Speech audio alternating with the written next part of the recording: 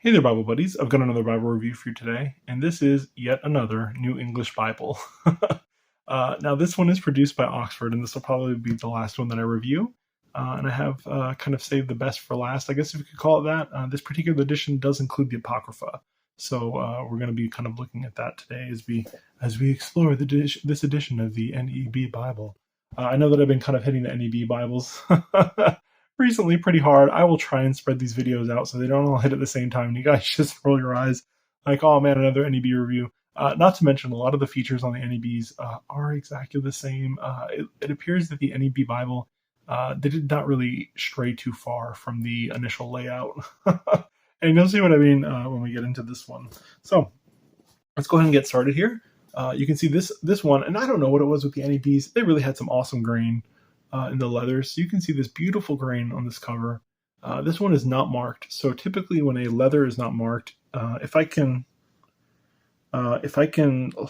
safely assume that it is a leather, because sometimes if it's not marked as a leather, sometimes it could be a synthetic. This does not feel like any sort of synthetic that I'm familiar with in the era. So if it's not marked and I can tell that it's not a synthetic, I would probably just have to venture a safe guess and say that it's like a genuine leather, which could be pigskin. But, like I said, it's not marked specifically, so I really have no way of knowing. That's just kind of my best guess. We'll take a look there. It has a nice little perimeter liner on the edge, and that grain is just spectacular. It's a really nice grain. Take a look at the spine. That perimeter line continues, and you do have the New English Bible with Apocrypha.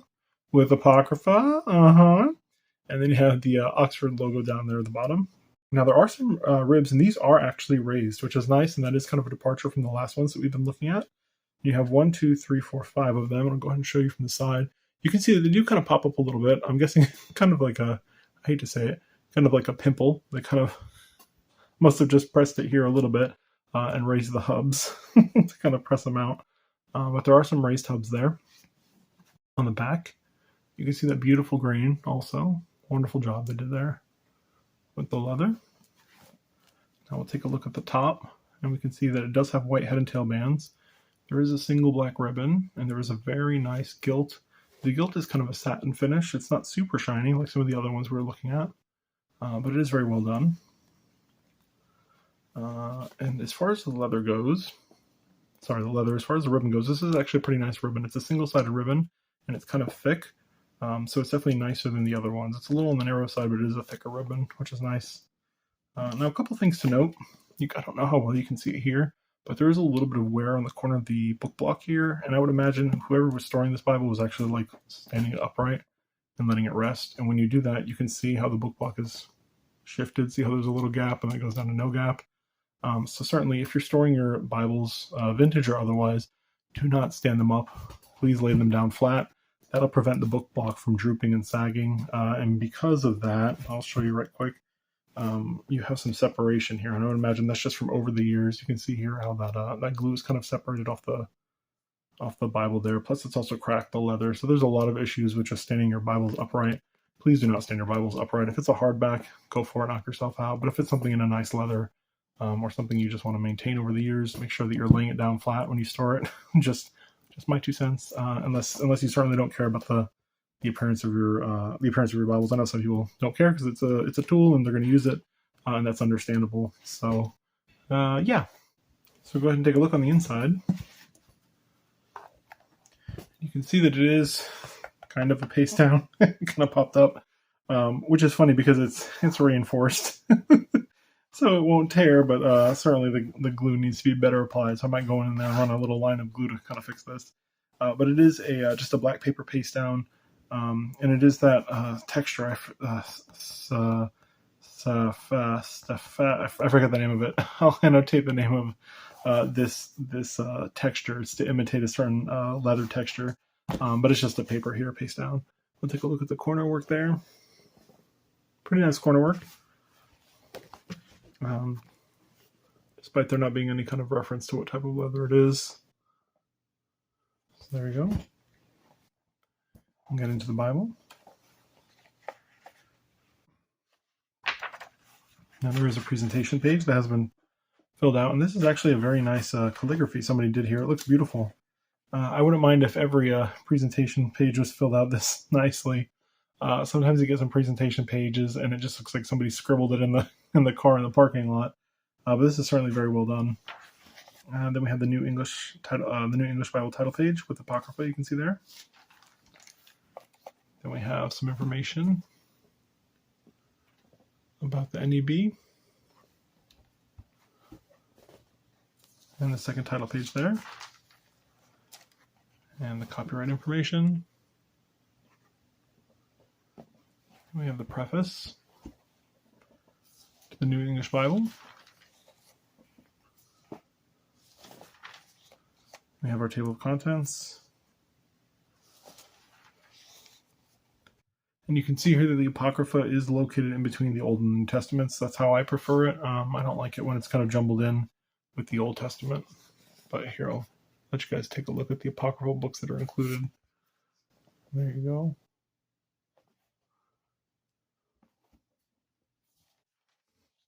We have our Old Testament title page, the introduction. And if you guys have watched the other N.E.B. reviews, this will all look very familiar to you. A guide to the notes. A note here on marginal numbers.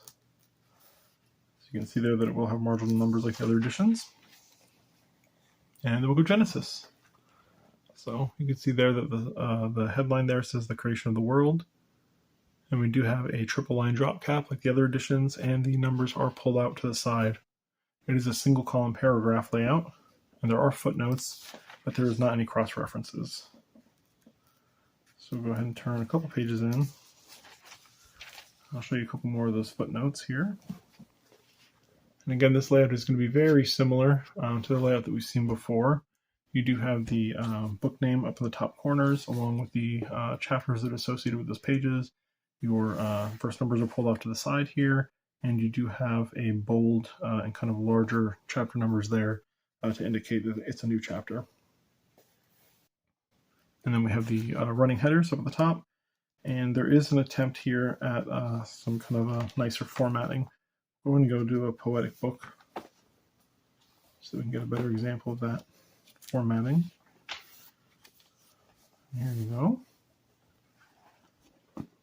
So again, very well done formatting. Oxford certainly beats out Cambridge in this regard. Or sorry, the single column text definitely beats out the double column text in this regard. There's definitely some very nice formatting done here with the poetic sections. You can see that down there in the gutter, there is a little bit of printing information. It says N.E.B. It says W.A. and it looks like 13 down there. So just a little interesting stamp there for the production codes. So I love this poetic format. It's very well done. I love it when poetry is done nicely like this. I think this is where single column excels. Yeah, it's beautifully done. Now take a look real close at this paper here, and this does have kind of that similar paper that was in the other Oxford. It's a very nice, smooth. Yeah, it's a fairly thick, smooth paper. You can see here the ghosting is minimal, very minimal. It also appears like there is maybe, nope, definitely not an attempt at line matching. But again, it's not needed just because this paper is so very nice. Now this paper has oxidized. Originally, this paper that was used in the Oxfords was a little bit on the creamy side, but with age, and oxidation, it's gotten a little bit darker than it probably would have been new. But still, it looks beautiful. It's a very beautiful paper. And here we have, let's go to the beginning of the Apocrypha. So you have the end of Malachi, then you have the appendix for the Apocrypha. Continued, then you have the title page for the Apocrypha. And it looks like there is a table of contents page. If I could flip this page, goodness. There we go, you have a table of contents page. So you have them all here. You have the first and second book of Esdras, then you have Tobit, Judith, the rest of the chapters of the book of Esther, the wisdom of Solomon, Ecclesiasticus, or the wisdom of Jesus, son of Sirach. Then you have Baruch, a letter of Jeremiah, the Song of Three, Daniel and Susanna, Daniel, Bel, and the Snake, the prayer of Manasseh, the first book of the Maccabees, and the second book of the Maccabees. So those are the texts that are included here. We have the introduction to the Apocrypha there. And we have another note on the marginal numbers also, and then you have the first book of Esdras. And it goes through the rest of the Apocrypha. It was listed before.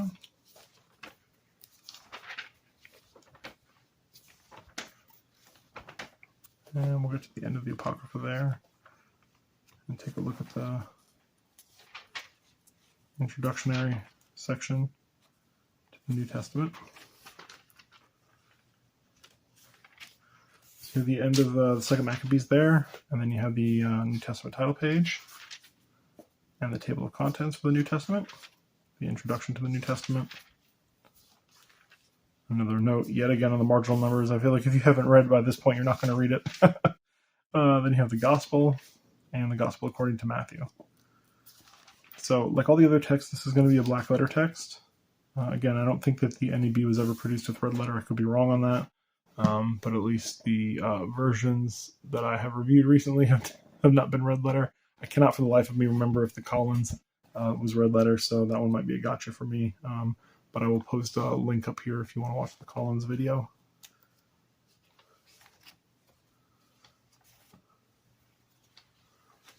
Beautiful text. I love single column paragraph.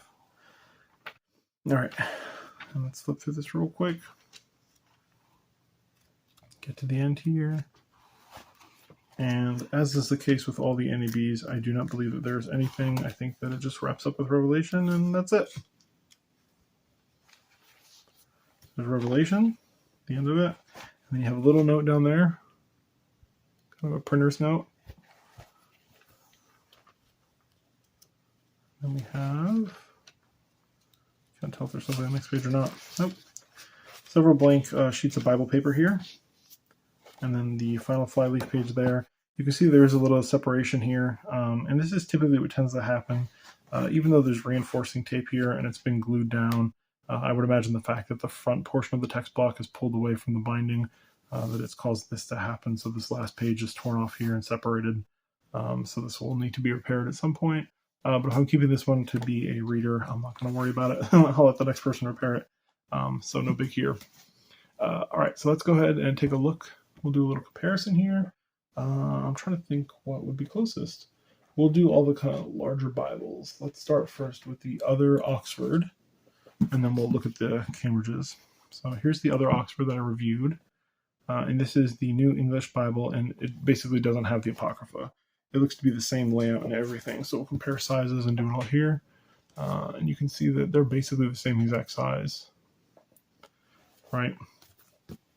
Now, this one, the one on the bottom, is the one with the Apocrypha, and it's thicker, obviously, because it has the Apocrypha. So we'll go ahead and take a look. Let's turn to a certain page in the beginning.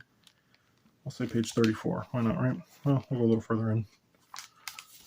Here, Numbers, again, yet again. Numbers is the the poster child for the NEB translation.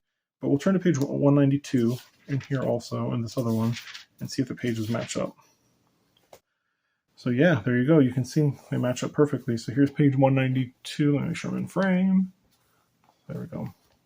So we have 192 in the Oxford edition without the Apocrypha, and 192 in the Oxford edition with the Apocrypha, and they're exactly the same. So they both start here with whom. Then you have verse 56 of chapter 33, and then it starts to chapter 34, and it goes down to chapter 35, verse 2 on both. So the pagination is exactly the same on these, which is nice. Essentially, the only difference is, one has the Apocrypha and one does not. So with that having been said, we can see that the pagination is essentially the same between the two. So there's not really much more of a comparison to do. So the only real difference between these two, again, would be the fact that one has the Apocrypha, one does not. And then the leather choices between the two Bibles. Again, this one is a genuine cowhide, and this one is unmarked. So I'm assuming this is just a genuine leather, which would probably be a pigskin. And I can't tell you if this grain is simulated or not, but it does look like a real grain. If it is not a real grain, it is a very well done fake grain because it looks very convincing. But yeah, nice little comparison there. Let's go ahead and take a look at the Cambridge. And the Cambridge will compare pretty much exactly as it did with the other one, obviously because the text block is the same. We'll go back to Numbers, maybe. Maybe. Let's try and get back to Numbers. Why not, right? Yeah, sure, right? We found a home here in Numbers. You know what? Actually, let's check and see if the pagination is the same with these. It may be, it may not be, right? 164. We'll go there. That would be a good tell to see if they were exactly the same. Oh, and looky there. Looky what I see here. So, we have page 164 in the Oxford and 164 in the Cambridge. And it does appear that they are exactly the same. So we can see here it's numbers 14, page 164 on both. And then it starts with the Lord from verse 13. And then it begins with with page 14. And we have page 14 with verse 14 and then verse 37, wrapping it up at the bottom with the word they. So it does look to be the exact same pagination as well. So apparently Oxford and Cambridge were both using the same plates to produce the NEB Bible for all three of these editions I've reviewed. So I am sorry for dragging you through so many reviews of these NEB Bibles, essentially because they're all exactly the same. Now, there has been a little bit of a difference. I would say that the other Oxford without the Apocrypha had a slightly darker font, and this Cambridge has been the lightest of all the fonts. So just something to note. This one, the Oxford, still seems to be slightly darker than this Cambridge. So again, just something to note. The pagination is the same, and it does look like the Cambridge text here maybe ever so slightly larger, but no, I can't really tell. Let's compare sizes right quick. So, well, the Cambridge is definitely bigger. Well, I don't know. It's very close. Goodness. The Cambridge is bigger as far as the cover is concerned, but you know, that doesn't really mean much because different Bibles can have different size yaps. So if we look at the actual text block, it does appear to be the same size, at least as far as I can tell.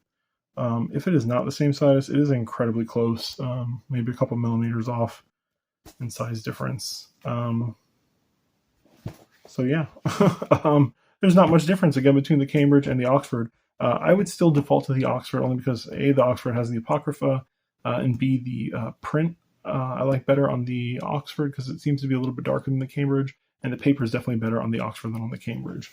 So, but if you're looking for a better leather, the Cambridge might be the way to go. So let's go ahead and take a look at the font size. Not that it's going to be any different, obviously, than the last few NEBs that we've done. So we'll start maybe with the 9.5, and we'll go from there. So we'll start with the N and No for No Lion. And yes, it is a 9.5 font. And we will go to the M in Triumph here.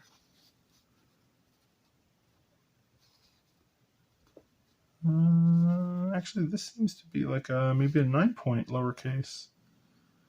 So maybe ever so slightly lower, but I mean, a half a point. What's a half a point font size difference between friends, right? So maybe a 9-point lowercase and a 9.5-point uppercase in comparison to Times New Roman for this edition. Let me get some actual measurements, and then we'll wrap it up.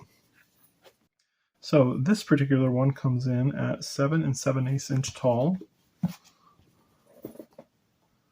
and it is 5.5 inches wide, and it is chunky again because it has that Apocrypha. So it's going to come in here at 1 inch and 4, 5, 6 inch and 3/4 thick. So definitely chunkier, obviously, because it has the Apocrypha. So let's do a quick little spread here of all the NEB versions that I've drug you guys through the mud with. I apologize again. I didn't realize that the text block was the same on all of these. So we'll lay them all out. I even have the little guy here, the personal size, all right? I can't get them in frame. All right, so let's stack these up. Got one last little goodbye comparison here.